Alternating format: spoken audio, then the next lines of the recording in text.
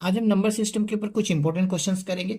तो देखोगे यहाँ जो फर्स्ट जो क्वेश्चन दिया हुआ है, यदि a प्लस बी बराबर दे दिया हुआ है 5 और उसके बाद दे दिया हुआ है ए स्क्वायर प्लस बी स्क्वायर बराबर दे दिया हुआ है 13, तो आपसे पूछ रहा है ए बी का वैल्यू क्या होगा। तो देखोगे इस क्वेश्चन को करने के लिए ट्रिक क्या है। तो सबसे पहले हम देखोगे यहाँ दिया हुआ है ए प्लस बी बराबर 5 है ना, तो हम ऐसा ए और बी का वैल्यू एज्यूम करेंगे जो प्लस करने के बाद क्या आ जाए, 5 आ जाए। ठीक है, तो देखोगे अगर हम ए का वैल्यू अगर हम 3 ले ले और बी का वैल्यू अगर हम 2 ले, तो 3 + 2 आप जब करोगे तो क्या आ जाएगा, 5 आ जाएगा, है कि नहीं, जो कि है यहाँ पे। आप चाहो तो 4 और 1 भी ले सकते हो, तो ये तो कंडीशन सेटिस्फाइड होगा, बट नेक्स्ट वाला कंडीशन भी तो सेटिस्फाइड करना होगा ना। तो ये फिर सेटिस्फाइड नहीं होगा अगर हम 4 और 1 ले तो, क्योंकि 4 का स्क्वायर क्या हो जाएगा, 16 हो जाएगा, और 1 अगर यहाँ लोगे तो 1 का स्क्वायर क्या हो जाएगा, 1, यानी 16 + 1 हो जाएगा 17। यहाँ तो दिया हुआ है 13, इसलिए मैंने क्या लिया, 3 और 2। ठीक है, तो देखोगे आप इसका अगर स्क्वायर करो तो 3 का स्क्वायर 9 हो जाएगा, और बी स्क्वायर यानी 2 का स्क्वायर करोगे तो ये हो जाएगा 4, और 9 और 4 करोगे प्लस तो ये हो जाएगा 13।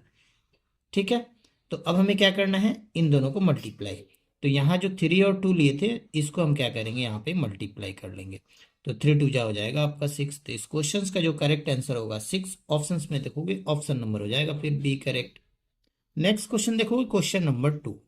यहाँ दिया हुआ है यदि a प्लस बी प्लस सी का वैल्यू दे दिया हुआ है a, और उसके बाद दे दिया हुआ है A B plus B C plus C A का वैल्यू दे दिया हुआ है 12 है, तो a cube plus B cube plus C cube minus 3abc का वैल्यू क्या होगा, ये आपसे पूछ रहा है। जब भी ऐसे क्वेश्चन आ जाए ना, तो यहाँ पे वेरिएबल कितना दिख रहा है, 1 2 3 वेरिएबल दिख रहा है ना, तो किसी भी एक वेरिएबल को यानी ए बी या सी किसी भी एक को आप क्या करो, जीरो ले लो। ठीक है, तो हम यहाँ पे क्या करते हैं, सी का वैल्यू हम क्या कर लेते हैं, जीरो ले लेते हैं।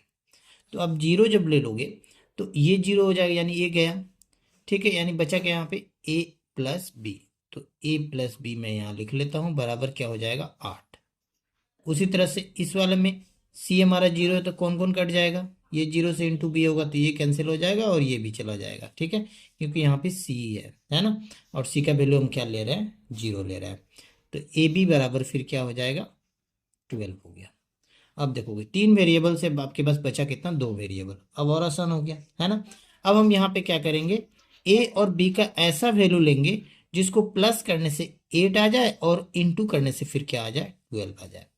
ठीक है, तो अब देखोगे एक को अगर हम 6 ले और बी का वैल्यू अगर हम 2 ले, तो 6 + 2 करोगे तो 8 आ जाएगा, और 6 × 2 करोगे तो ये हो जाएगा 12। तो हमें फाइंड करना है इसका वैल्यू, है ना।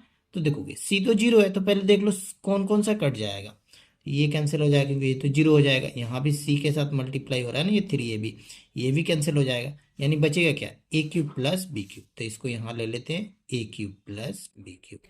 अब बस अब क्या करो, अब इसका वैल्यू फाइंड कर लो, आंसर हो जाएगा। तो ए का वैल्यू क्या है, 6 है, तो 6 का क्यूब फिर प्लस दोगे, और उसके बाद बी का वैल्यू 2 है, तो यहाँ पे हम क्या करेंगे, 2 का क्यूब कर लेंगे। ठीक है, तो 6 का क्यूब हो जाएगा 216, और 2 का क्यूब करोगे तो 8 हो जाएगा। इसको ऐड कर लेते हैं, तो ये फिर कितना हो जाएगा, 224 हो जाएगा। तो ये हो जाएगा इस क्वेश्चन का करेक्ट आंसर। ठीक है, ऑप्शंस में देखोगे ऑप्शन नंबर हो जाएगा फिर बी करेक्ट। नेक्स्ट क्वेश्चन देखोगे, क्वेश्चन नंबर 3। यहाँ दिया हुआ है यदि a बराबर दे दिया हुआ है 85, b बराबर दे दिया हुआ है 86 और c बराबर दे दिया हुआ है 87 है, तो इसका वैल्यू आपको फाइंड करना है। जब भी इस तरह का कंडीशन हो ना, और यहाँ पे जो देखोगे यहाँ जो गिवन हमारा जो वैल्यू दिया हुआ है ए बी सी का, इन सभी का डिफरेंस अगर 1 हो, जैसे ए और बी का डिफरेंस अगर हम देखें तो ये क्या हो रहा है, ये 1 हो रहा है। उसके बाद इन दोनों का बीच का भी डिफरेंस देख लो, 87 - 86 करोगे 1 आए। जब भी डिफरेंस 1 आए तो आंसर फिर क्या होगा, याद रखोगे, ये आंसर हो जाएगा 3 × डिफरेंस। ठीक है, जो डिफरेंस होगा ना वही। ठीक है, तो फिर आंसर फिर क्या हो जाएगा, 3 × 1।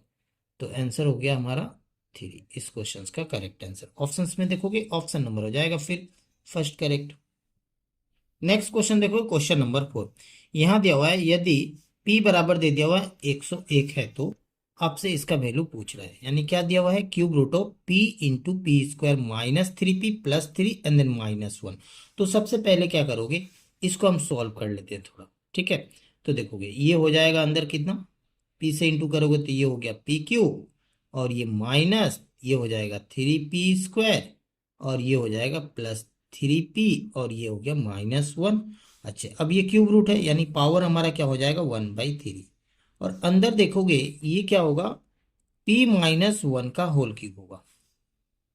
होगा कि नहीं, क्योंकि a-b का होल क्यूब क्या होता है, a³ -3a² +3ab² -b³ ठीक है। तो ये p-1 का ये पूरा हो गया होल क्यूब। और पावर में कितना है, यहाँ पे देखोगे 1/3 है, यानी ये थ्री कैंसिल, तो मिला क्या आपको p-1। तो देखोगे p का वैल्यू क्या है 101 है, तो यहाँ पे हम लिख लेंगे 101 और माइनस क्या कर देंगे 1 कर देंगे। तो फिर कितना हो जाएगा आंसर 100 हो जाएगा इस क्वेश्चन का करेक्ट आंसर।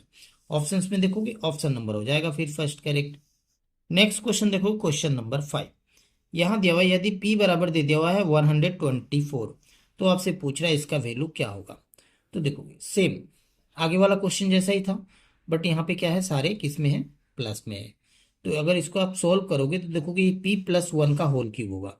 मैं लिख के दिखा देता हूँ, यहाँ पे हो जाएगा p³ और ये हो गया 3p², उसके बाद हो जाएगा 3p और ये हो गया +1 और ये हो पावर हमारा क्या है 1/3 क्योंकि क्यूब रूट है, तो यहाँ हो जाएगा पावर 1/3 ठीक है। अब यहाँ से यहाँ तक किसका वैल्यू हो गया भाई, ये हो गया फिर आपका p+1 का होल क्यूब और पावर में है ऑलरेडी 1/3। ये 3 से ये 3 कैंसिल कर लेते हैं तो बचा क्या आपके पास p+1 है ना। और p का वैल्यू फिर क्या है 124 है, इसमें +1 कर दोगे तो ये हो जाएगा 125 इस क्वेश्चन का करेक्ट आंसर। ऑप्शंस में देखोगे ऑप्शन नंबर हो जाएगा फिर डी करेक्ट। तो अभी तक आप चैनल को सब्सक्राइब नहीं किया तो चैनल को सब्सक्राइब करके बेल आइकन को प्रेस कर लीजिएगा ताकि आने वाले वीडियो का नोटिफिकेशन आपको आसानी से मिल सके।